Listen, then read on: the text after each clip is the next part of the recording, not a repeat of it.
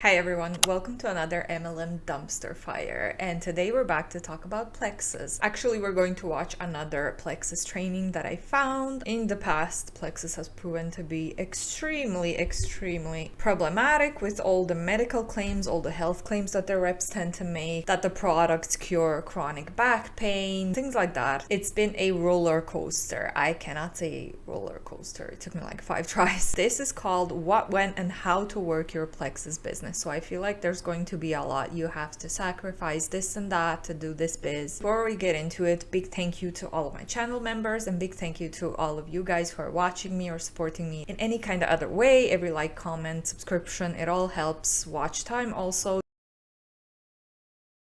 Let's just get into this training. It's about half an hour long, so we're gonna be here for a while. Tonight is for. So tonight we're going to talk about how you're going to work more intentionally, avoid feeling overwhelmed and behind, and really put some systems in place that will help you create and sustain growth and momentum in this business, because everybody is so busy these days. Okay. You are not immune. I am not immune from the busyness. Okay. Life is happening to all of us all the time. We've got kids and jobs and personal and professional commitments, and not to mention the things that kind of pop up. And most of the time, those things that pop up are the time sensitive things, right? The things that you have to stop what you're doing and do them right now.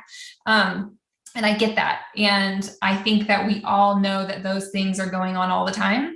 And a lot of them happen every single day.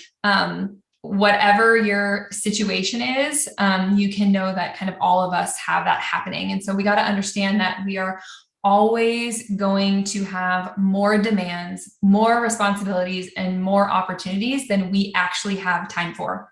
So we need to choose what we're going to turn our attention toward, right? And what do we need to be doing instead of multitasking a lot of the time and getting lost in the shuffle is prioritizing which things are most urgent, which things are most important in this moment, and then really setting aside the time in our schedules to get our plexus work done. Okay. And not breaking that promise to ourselves. And that's something Okay, so this is kind of what I just said. It's going to be a lot. Well, this is just my estimated guess.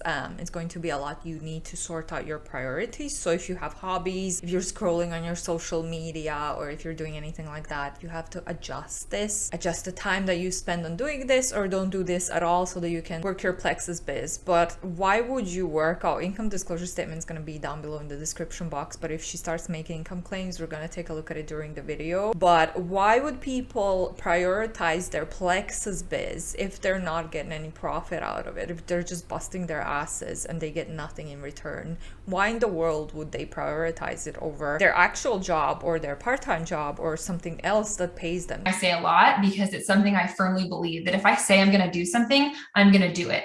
And even if it can't happen at the exact time that I thought I was going to do it last Tuesday, it's still going to get done. That's something I feel really strongly about. And it's probably a personality trait of mine that if I say something, I'm going to accomplish it.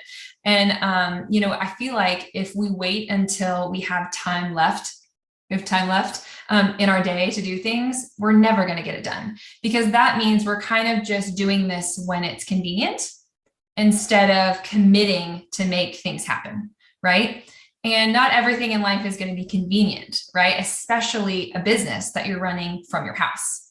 Okay. It's not going to be convenient all the time, but you've got to be committed to it for the long game. So if we really want to be successful in this business, we have to make it a priority. We have to start by giving it time on our calendars. If you like to work in the morning, I'm a morning person. I'm very productive in the morning. Make sure that you're creating that time for yourself. Okay. Get real with yourself. Are you getting enough sleep?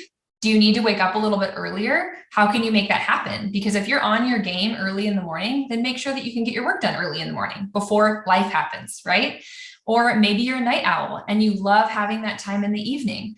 Well, make sure that your family knows that, your husband knows that your commitments reflect that, right? That you're not burning yourself out doing something else after dinner in the evening, knowing that you're going to be getting home late and there's no time to get your work done, but you thought you were going to do it then, right?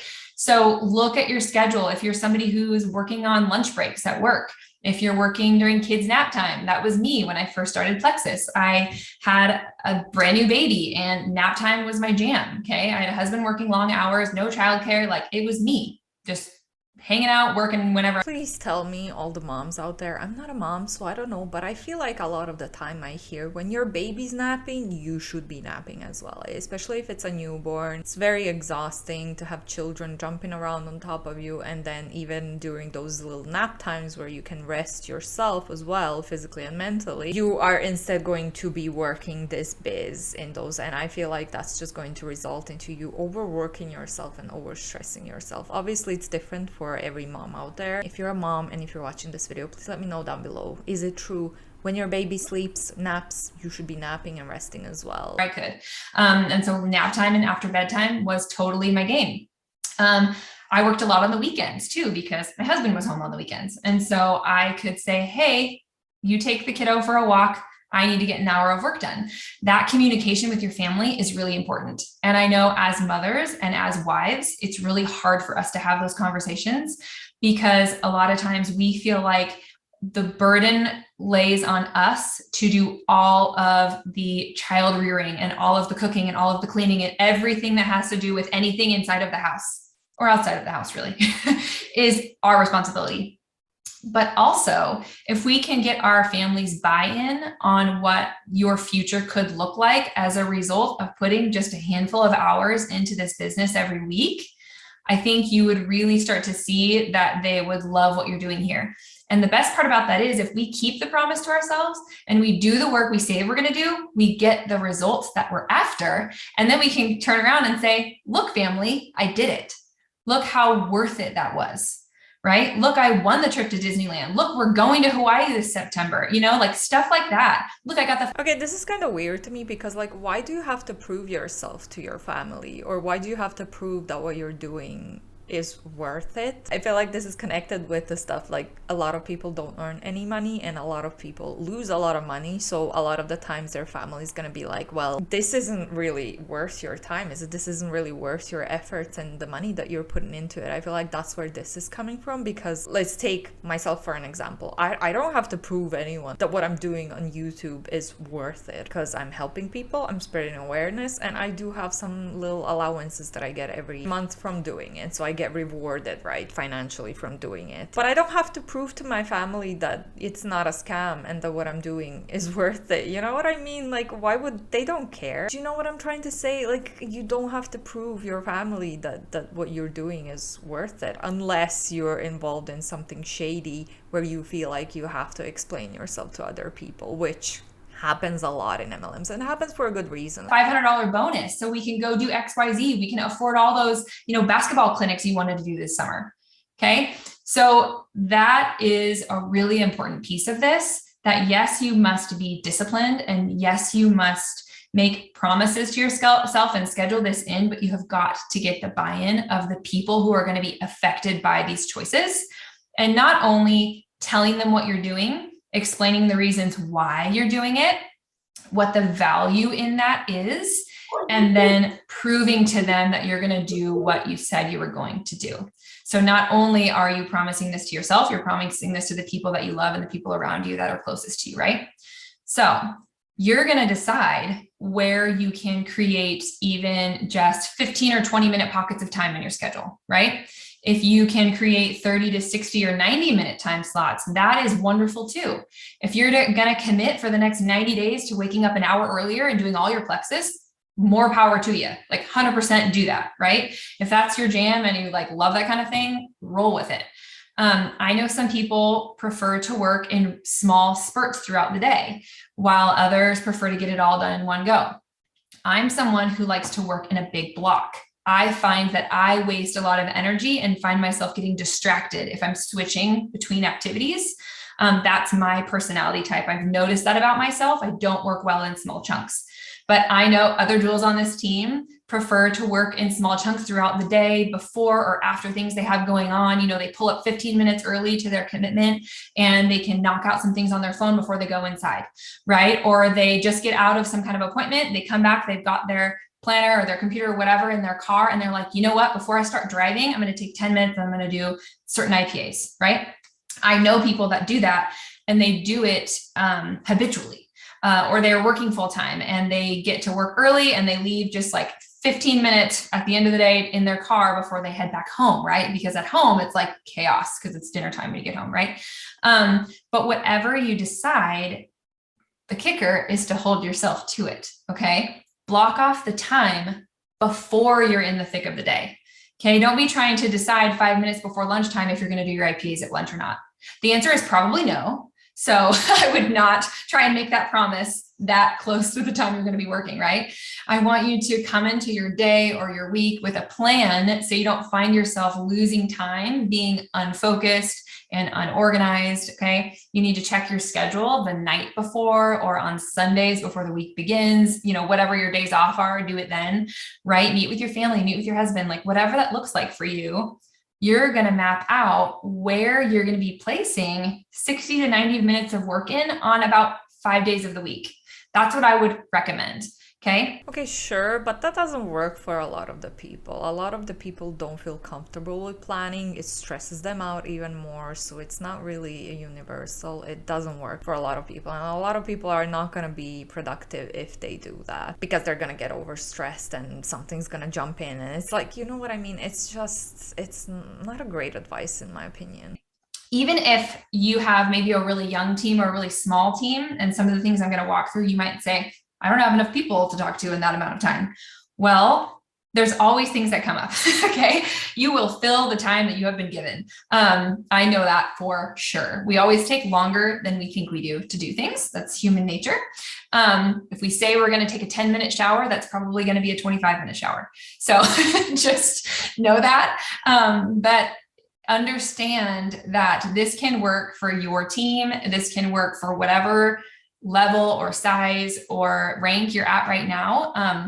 I want you to commit to choosing like 5 days a week to have these pockets of time work for you. And then take a couple days off, like straight up, don't work for a couple days. And that will also help you feel like you're not burning out and doing everything all the time.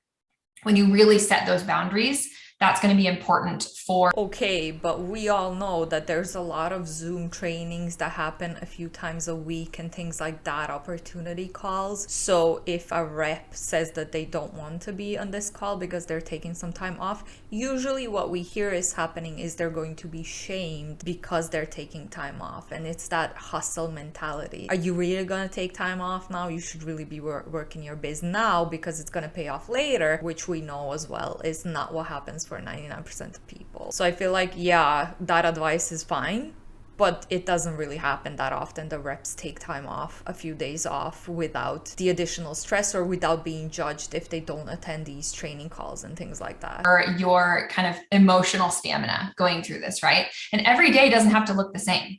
Okay. Every day doesn't have to look the same. I know we all have appointments and like kids in school, they've got practices sometimes. We've got to go here, go there. We have all those things going on. And not every single day has to be identical, but every day needs to have a plan, okay? If you're finding yourself constantly fielding like fires that are going on everywhere and you're constantly having to put out fires around you and feeling like I can never get enough stuff done because there's just thing after thing after thing coming up, it's time to slow down a minute, okay? And maybe you can notice a trend, right? If you're getting a certain phone call at a certain time of day, or these types of things tend to happen in the evening, or, or mornings tend to be like this, sure, I would love to say I will get up, an hour before my children and I will be so productive and I will take a shower and put my makeup on and get all my Plexus done and get my kids all fed and to school exactly at the right time every day. That will literally never happen in my house. Never. Okay. Archer wakes up late almost every single day. I don't like to get up and just like put my makeup on in the morning. I don't do that. Okay. I straight up am in my pajamas as long as possible. Okay. Like that is not going to happen. And so be real with yourself about what your days look like and understand that they can change, but take a hard look if you're finding yourself in a constant state of stress and reactivity. Okay.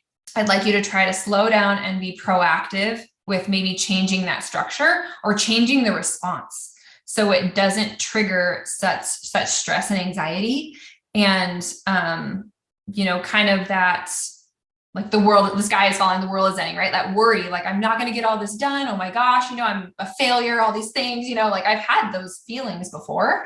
And sometimes we just need to slow down, take a look, reflect, right? What just happened? Why did that happen? How can I avoid that? Okay. Or how can I help it from not happening next time or not being so serious next time? Right.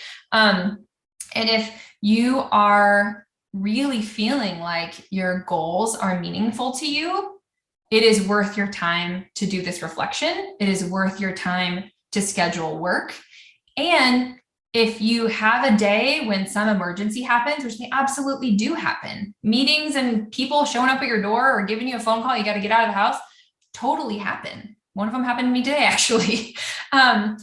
You have to promise yourself that you are going to pivot and still accomplish what you wanted to accomplish, right? Sure, that's fine. But again, if we think about the fact that this is about an MLM where people don't get anything in return from busting their asses for this biz, that kind of destroys the point of all the advice. The advice itself is good, but if it's about something that actually gives you something in return or that you enjoy doing, not for MLM. Because if you let yourself fall behind and fall behind and fall behind, you're going to find yourself habitually quitting things. You're going to find yourself setting goals and then not thinking you can accomplish them because you have a history of pulling out of things, right? You're teaching yourself that you don't keep your promises. Okay. So be really careful about how you react to the things around you and how much energy you put towards overcoming. Because if you can overcome those things and maybe make up for lost ground when it happens, and really, really keep to your word, you're going to have much more success moving forward, right? And if you're having trouble, setting goals in this season or finding your why or finding your passion right now, I know some seasons are really hard. In the springtime, it's hard because we're heading into summer and everybody wants to have like the best summer ever and hang out with my kids and all the things. And it's getting hot out and we want to do all the stuff outside. And I get it, right? You might have to recenter and ask yourself some questions and probably go listen to Jody's call from last week and, really reflect on some of that. But I want us to be really real with ourselves that if we think we're going to be like making full-time income on 2 hours of work per week, I got to be honest with you, that is like not going to cut it. Okay. It's not happening. And sure, in the beginning, you can run an event or two and make a few posts and go silver or maybe even senior silver, right? Absolutely. Okay.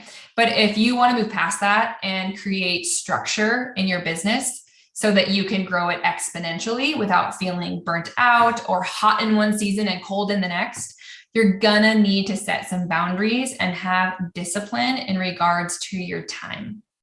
And so you can't work it in the pockets of your time and you can't work this biz 10-15 minutes every day and succeed. That's what she just said, but that was isn't that the main point of how they try to sell this opportunity? You can work in your pockets of your time. I'm sorry, I'm just listing apartments for rent and they're so fucking expensive. They don't even look that good, so it's shocking. Anyway, that's the main point of selling this opportunity to people is you don't have to work. You can have this on the side, you can do this and that, just 15 minutes a day, and you can get successful and then you can retire from your full-time job. But she just said that none of it is true. If you want to be successful, you need to bust your ass for a lot longer than 15 minutes every day in order to be successful. But for most people, we know on this channel that it just doesn't happen. It's not how it works. The business is set up for people to fail, which is why up to 99% of people never make any profit out of it. You feel like you're working all the time, like you're attached to your phone and it's just every time it pings, you're looking at it and you're just like a slave to that device, but you're not making much progress.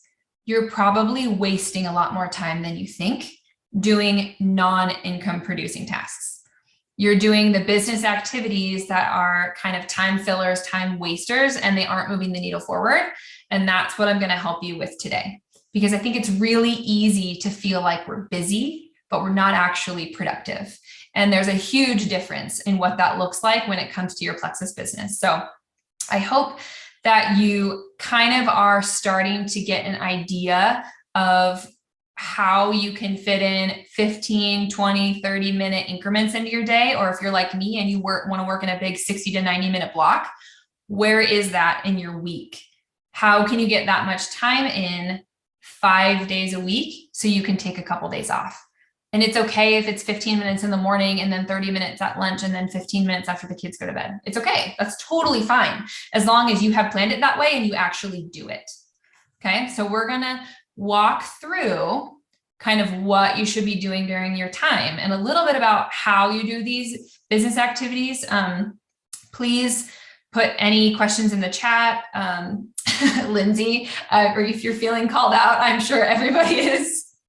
And I'm only training on this because this is an area I struggled really bad with when I first started Plexus. I had to teach myself this discipline. I had to teach myself systems, and I became really, really passionate about it. So that's why my team knows I talk about this stuff all the time. It's one of those things where I was horrible. And so I learned how to get really good at it. So newsflash, you can learn new things and thrive in areas that were a weakness. Okay. It's okay. Yeah, Kelly. I really wonder if she's going to tell us what are those business activities that are not productive that people do. Is it cold messaging? Is it being on these kind of training calls? Is it scrolling on social media, contacting people, which is again, cold messaging? I wonder if she's going to list those business, because what else is there? Like, all of them don't get you anywhere. All of them are just time wasters because you're not getting anywhere cold messaging people. These trainings are usually not valuable at all. So I dare to say all business activities in MLMs are useless and just a waste of your time, and you're better off taking that 15-minute nap, especially if you have a newborn. But maybe that's just me and my opinion. You let me know down below if you agree or not. You can learn new things. If it's not your personality type to be structured and disciplined, you can train yourself to be that way. You can flex that muscle and then it gets stronger and stronger. Okay. So yeah, put any like stuff in the chat or anything that you want me to answer. I'll circle back to it or answer it in my lesson tonight if I can. But I'm going to share my screen, my keynote presentation for you. It's like not very many slides, but let me get that going. And so give me a thumbs up if you can only see the slide. Okay, good. We don't need to see everything else on my screen. That's not necessary. But we're going to talk about what your Plexus day is going to look like. We're going to talk about what you're going to be doing in that and what your priorities need to be. Okay. And you're going to see times by each of these things, because it should really not take you longer than that to complete each of these steps. If you have a team size, that's probably silver through senior gold. Once you have a gem jewel size team, you'll probably spend more time on like the customer care portion because you just have more people on your team, right? That we'll get to that in a little bit. But I would recommend, for everything I'm gonna do here, is set timers or alarms, right? Put it in your calendar, put a calendar reminder, how long you're supposed to spend on each thing. That's why we use alarms and timers on power half hours, because they really work. When we know we're on the clock, we work more focused, more faster, and we get more done. So there's a reason why those power half hours are super effective, because we use timers, right? So your first 15 minutes is going to be these 3 items. Don't focus on adding the whole world. Add 3 new friends or followers, right? You can get those from interest groups, hashtags, recommended friends on Instagram and Facebook, or followers, whatever. And when they follow you back or, accept your friend request, you got to add them to some kind of list, whether you have a planner or a digital list or a spreadsheet or whatever, some kind of list to engage with later. Okay. We can't let them fall through the cracks. Okay. Then you're going to go engage with 5 people on this list, and you should be engaging with 5 new people every single day. Engaging means commenting on posts, messaging them through their stories, or DMing them about content that they have shared. Okay. So the goal is to start a conversation, to ask questions, to get to know them better, and allow them to get to know you better, to build that relationship. Okay. So this should be quick, right? You're finding your people, you're engaging with your people, you're going directly to their profiles and engaging with their content. You're not scrolling your life away, right? Quick. Next, you're going to introduce 1 to 3 people. I say once your 3 and 5 are done, fill the rest of the time with introducing people to the Plexus opportunity. Okay. And I know this feels scary. So this is one of those muscles that I want you to start flexing so it gets stronger. And maybe reach out to somebody that you just engaged with so you can easily use that content in your conversation. Hopefully none of this should be a So add up to 3 new people every day and then message 5 people every day. Imagine how fucking stressful that must be, especially if you are not an outgoing extroverted person. If people respond to your message, that just adds to the pile of how many people you speak to on daily basis on social media. And I don't know, to me, I do enjoy social media. I love everyone that I interact with on Instagram and YouTube and everything, but sometimes it gets really overwhelming because I am an introvert and I'm just socially anxious as well. This is usually to like in real life social anxiety, which is why I'm perfectly comfortable with recording videos for YouTube. However, sometimes I need to take a break, and I don't even speak to that many people on social media, but sometimes I really need to take a break. That's just how I am. So I can't imagine if these people keep piling up, these strangers online, the list of them keeps piling up and you need to keep track of what you were talking about to them, and that's also time consuming. It's very exhausting, but it's also time consuming. It's not as quick and easy as she's trying to present it. It really isn't. Cold reach out to anybody. The hope is that you've been engaging with people, you've been getting to know them, you kind of understand their life now, so you can appropriately communicate with them in a way that's going to land in a positive way, right? Or this could actually look like existing VIP customers who might be loving their products, or they just started their products and they're excited. You're asking them who can do this with them, or you can ask them if they know about the double bonuses going on, ask them to have an online event, a messenger event, whatever you think might land with them best. You know, some people need an accountability partner. Some people they would really love the money, right? The extra bonus is happening this month. Sometimes I'm revisiting a conversation I had with a VIP who's been on the products for like 3 months. And in the beginning, they were like, I kind of want to try the products first. And I'm like, okay, that's great. And then I kind of revisit that conversation in a few months when they're having great results. Hey, you're loving your Plexus now. What do you think about blah, blah, blah, right? Having an event, or sharing with a few friends, earning the bonuses, finding somebody to do this with you, inviting your sister along, whatever that looks like. I want you to present the opportunity to 1 to 3 people, but I want you to fill in the rest of that 15 minutes of time. And the best part about this is that if you set that 15-minute timer, you're going to find yourself not wasting minutes just scrolling around. Okay. So I'm going to give you some scripts. This is something you can screenshot. They're just for 2 options for the scenarios that I mentioned above. So here's an opportunity script, somebody that maybe you've been engaging with, that you feel like you can message and you have kind of good rapport with. Okay, message to a new potential. Hey, Jessica, forgive me for totally going out on a limb here, but you look like someone who really likes to help others. And I see you fitting in so well with the culture of our team. I honestly don't know if you even have a reason to look at an opportunity to earn some extra income for your family, but I just wanted to reach out and see if it's something you're open to. Plexus has been a great supplemental income stream for us, and I think you would do extremely well. Could you let me know if you'd be interested in checking it out for yourself? No pressure, right? You kind of let them off the hook. I don't know if this is even something you'd be interested in, right? This is such a long script. It sounds exactly the same like every other MLM rep sends when they do send or write up these scripts. It's like, come on. This was only made like 6 months ago. So why?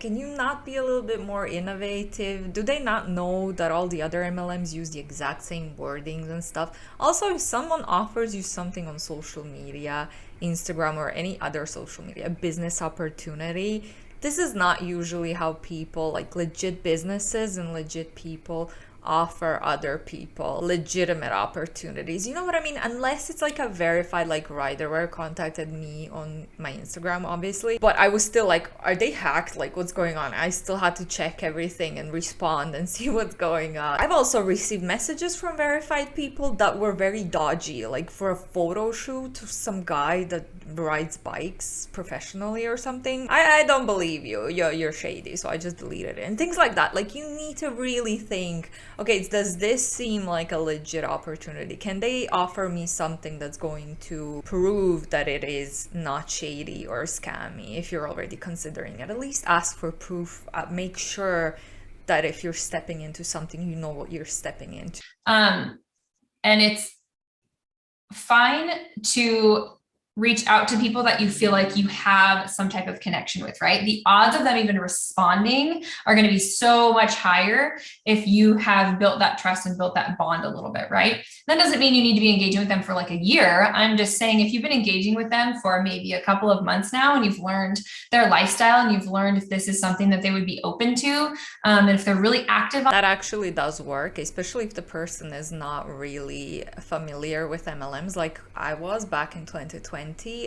This happened to me. If you watch my older videos, you know, it happened to me with an arbonne hun and it happened to me with a juice plus hun. So they were engaging with my content because I was posting mostly fitness content, stuff like that, and they were engaging with my stories. They would send me messages here and there before they actually tried to recruit me. So I thought they were my IG friends, you know, just people that have same interest as me, until they started to try to. The juice plus hun never tried really hard. She just kept going with the friendship thing. But the arbonne hun then tried to force me to watch videos and shit like that. But it worked. It almost worked on me because they were engaging with my content. But I feel like here, almost 3 years later, people are a lot more aware of these kind of things. I have this group of people that I speak to for years through Instagram by now, and I trust them. But whenever someone new contacts me or likes my photos or tries to comment or follows me or whatever, if I even look, usually I just ignore. So if you're from YouTube and if you're following me and I'm not following you back, just DM me, because I usually don't pay attention to new followers anymore. Online and sharing about their life with you, and we've been chit-chatting, and it's not a cold reach out.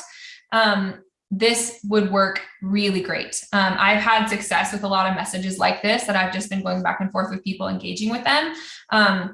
And I love kind of introducing them to the opportunity early, because if you're reaching out about the opportunity and they're like, not super for me right now, you can always fall back to a product conversation.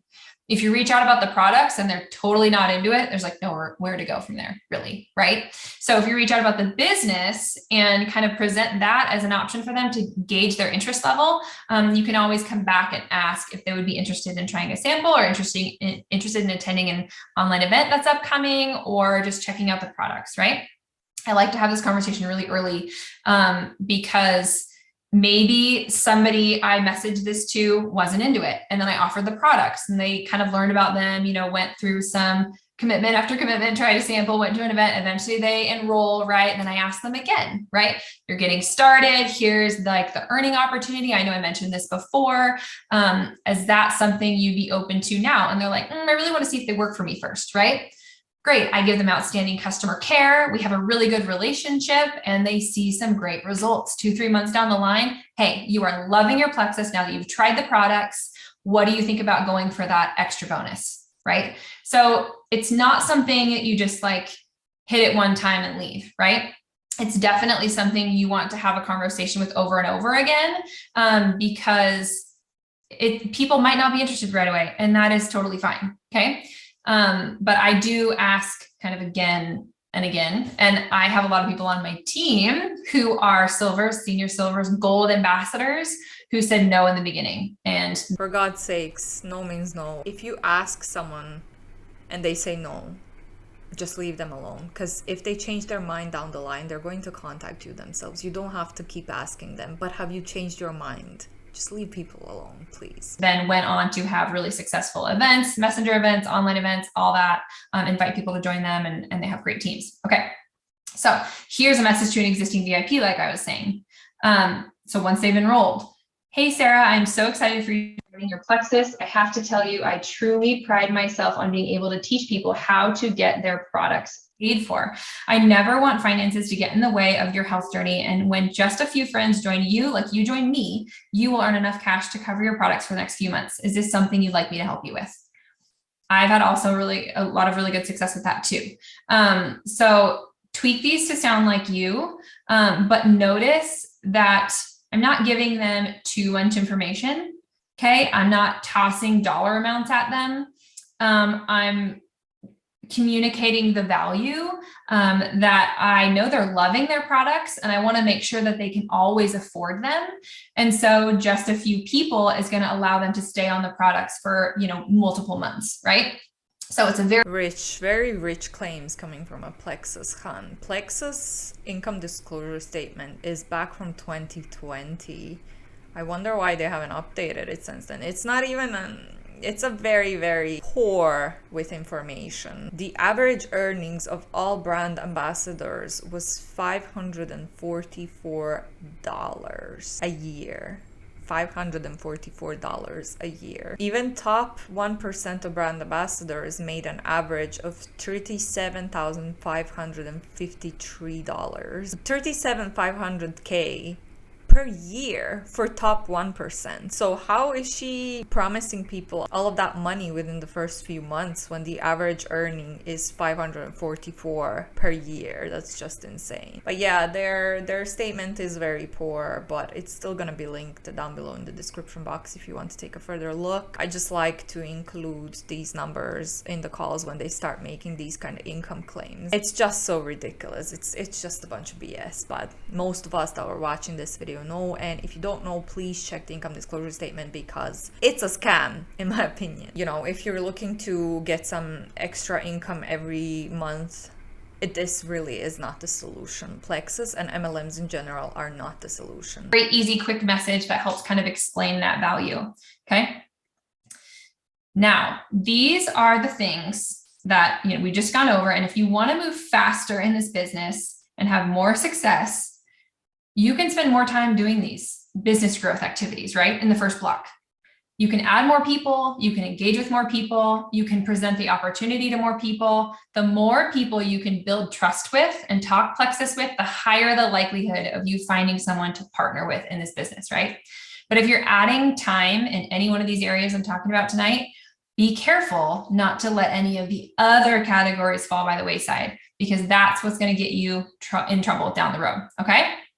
Next time block of 15 minutes is going to be your social media activities. So you're going to post to your feed 1 to 2 times a day, Instagram, Facebook, whatever you're doing, right?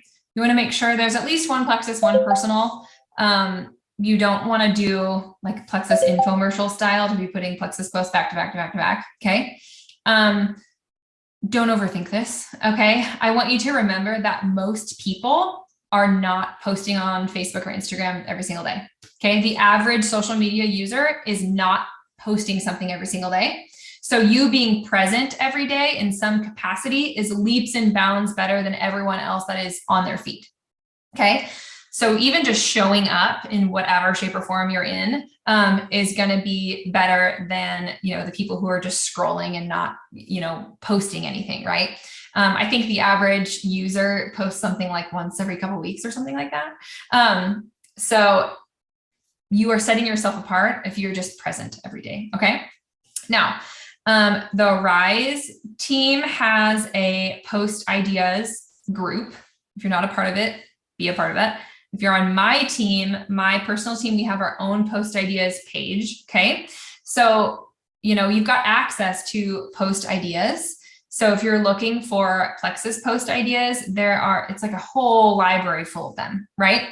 And there are so many personal post ideas too. I know I have some on my post ideas group page, but also if you're just wanting some inspiration, you could literally get on Pinterest and say like Instagram post ideas. And there's full on calendars of things. Okay. There's like hundreds of lists of ideas. So if you're feeling like you're lacking inspiration, it literally can be anywhere. I even listened to a podcast one time when they're like, you don't know what to post about. Walk through every room in your house, just looking at stuff.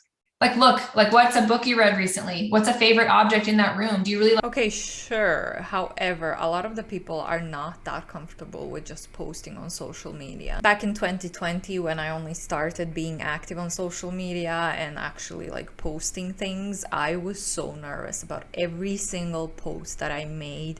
I was just extremely nervous about posting it. I would write everything down and I would have it ready to post, and then I would just give up because it just brought me a lot of anxiety. And I mean, look at me now. Look how comfortable I got on social media. If you're on my close friends list, you know that I sometimes probably overshare now, but I try to keep it within boundaries.